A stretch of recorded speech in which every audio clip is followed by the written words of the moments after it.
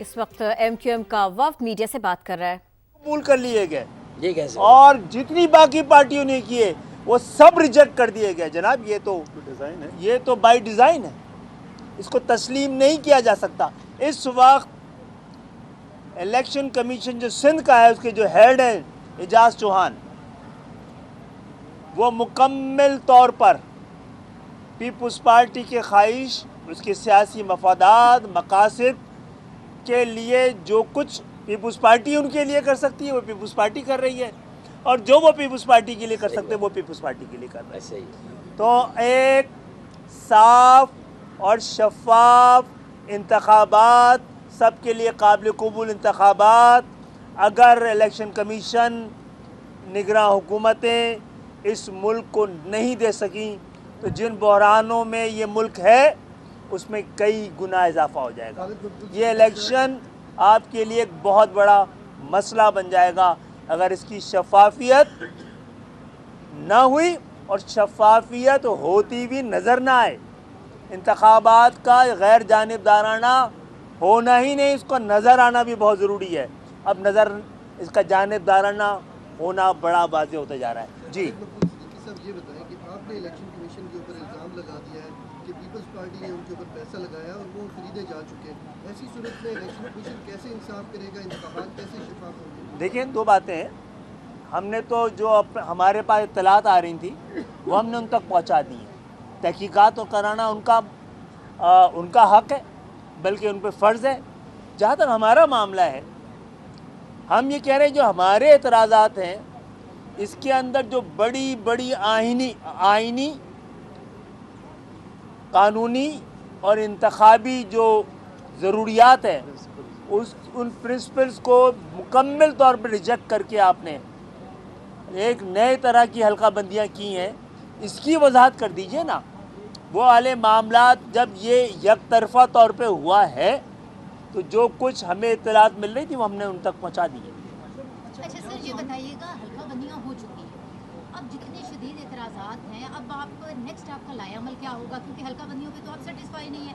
دوسرا, آپ یہ الزام لگا رہے ہیں, ممبر پہ اتنے سخت الزامات لگا رہے ہیں کہ آپ کے پاس کوئی شواہد ہیں, آپ نے چیف صاحب کے سامنے رکھی اور چیف صاحب نے واپسی میں آپ کو کیا کہا ہے؟ نہیں, دیکھیے دو باتیں ہم نے ان کو بتایا ہے, ہم نہ عدالت ہیں نہ ہمارے پاس ادارے ہیں, ہمارے پاس اطلاعات ہیں, ان اطلاعات کو ہم نے پہنچایا ہے. اب یہ ان کی ذمہ داری ہے. یہ ہمارا حق اور ہمارا فرض ہے کہ جو ہمیں اطلاعات ملیں اور وہ خدشات کی شکل میں تبدیل ہو جائیں, یہ خدشات عدالتوں تک, الیکشن کمیشن تک پہنچانا ہمارا فرض ہے, وہ ہم نے پہنچا دی ہے. نیکسٹ کیا ہوگا, نیکسٹ ہمیں نہیں کرنا ہے, نیکسٹ اب الیکشن کمیشن کو کرنا ہے. سر, حلقہ بندیوں کے حوالے حلقہ بندیوں کے حوالے سے الیکشن کمیشن میں ہم نے اپنے اعتراضات بتا دیے ہیں, اور ہمیں لگے گا کہ انصاف کی کوئی امید ہے تو ہم دوبارہ وہاں پر سو موٹو کا جس طرح جیسے سو موٹو کے اختیارات ججز کو ہوتے ہیں, سپریم کورٹ کے چیف جسٹس کو, ہائی کورٹ کے چیف جسٹس کو, اسی طرح یہ کوئی معمولی ادارہ تو نہیں ہے. پاکستان کی قسمت, پاکستان کی جمہوریت اس ادارے کے ہاتھ میں, اس ادارے کے پاس ہی آ کے رونا ہے, انہی سے احتجاج کرنا ہے, انہی سے شکایت کرنی ہے, انہی کے سامنے اعتراضات اٹھانے ہیں. اور ان کے اگر کچھ ممبران کے لیے بعض گشت سنائی دے رہی ہے تو ہم اس خدشات سے کہ پتہ نہیں یہ بات ان تک پہنچی ہے نہیں پہنچی ہے, ہم نے پہنچا کے اپنا فرض پورا کر دیا.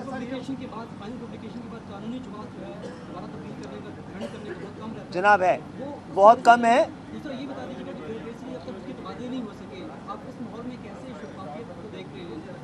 جناب یہ سارے بالکل صحیح ہے, آپ نے جو بتایا ہے وہ ایک بڑی بدنصیبی ہوگی کہ انتخابات سے چند مہینے پہلے پوری قوم اس نتیجے میں پہنچ جائے کہ انتخابات پھر 2018 کے انتخابات کی شکل میں طریقے سے ہوں گے, تو یہ بہت بڑی بدنصیبی ہوگی. پاکستان کے خلاف اس سے بڑی کوئی سازش اس وقت نہیں ہو سکتی ہے.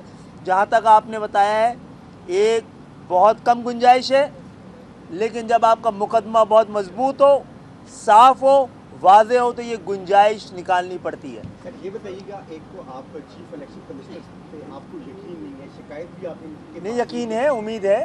आपने कहा है कि उम्मीद है लेकिन यकीन नहीं। लेकिन मैंने यकीन की वजह भी बताई है जी सर। कि इनके नीचे जो अमला है पीसीपी के दौरे के बाद मुत्तहिदा वफ्द मीडिया से बात कर रहे हैं और वो ये कह रहे हैं कि अगर कौम को ऐसा लगे कि 2018 जैसे इलेक्शंस हो रहे हैं तो ये बदकिस्मती होगी, बाद में आपकी वजन हो तो तब्दीलियां आ सकती हैं, गुंजाइशें बन सकती हैं।